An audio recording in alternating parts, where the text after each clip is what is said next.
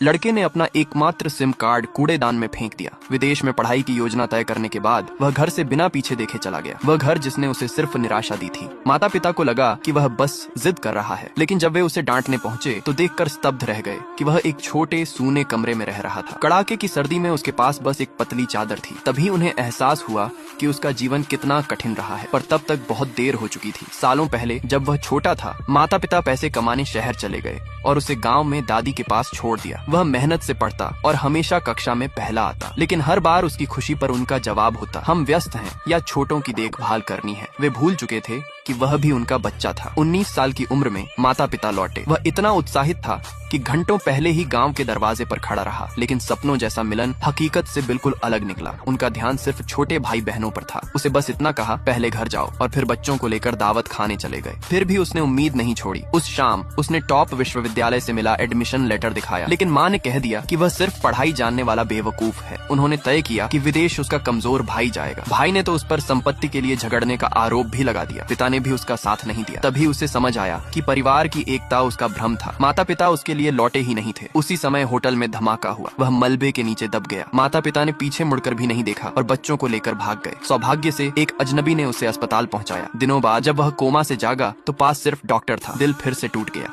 जब माँ का फोन आया तो वह उसकी हालत जानने के लिए नहीं, बल्कि छोटे भाई को समझाने के लिए था। उसके आंसू के साथ आखिरी उम्मीद भी बह गई। उसी दिन उसने विदेशी प्रोफेसर का निमंत्रण स्वीकार कर लिया। 2 दिन में दाखिला लेने का वादा किया। माता पिता शायद अपराध बोध में उसकी पारिवारिक रजिस्ट्री अपने नाम पर लाना चाहते थे सालों पहले, और बच्चे पैदा करने के लिए उन्होंने निर्दयता से उसकी रजिस्ट्री दादी के नाम कर दी थी। अब वे इसे सही करना चाहते थे, लेकिन उसे कोई परवाह नहीं रही। उसने नए कागजात कूड़ेदान में फेंक दिए और विदेश जाने की योजना पक्की कर दी। घर लौटकर उसने सभी पुरस्कार उतार दिए। फिर बचपन का बनाया पारिवारिक चित्र आग में झोंक दिया। दादी की मौत और माता पिता की बेरुखी ने उसकी सारी भावनात्मक डोरें तोड़ दी थी। दादी को आखिरी अलविदा कहकर वह बस में बैठ गया। आखिरकार नामकरण समारोह का दिन आया। गांव का बुजुर्ग पारंपरिक शब्द पढ़ने लगा, पर लड़का आया ही नहीं। उसी समय छोटी बहन घबरा कर दौड़ी। उसने अपनी आंखों से देखा था कि वह जा चुका है। माँ ने बेतहाशा फोन किया, पर किसी ने जवाब नहीं दिया। फिर भी उन्होंने सोचा कि वह बस नाटक कर रहा है। बुजुर्ग को समारोह टालना पड़ा। जब वे घर लौटे और उसका कमरा खोला तो अंदर देखकर पूरी तरह स्तब्ध रह गए।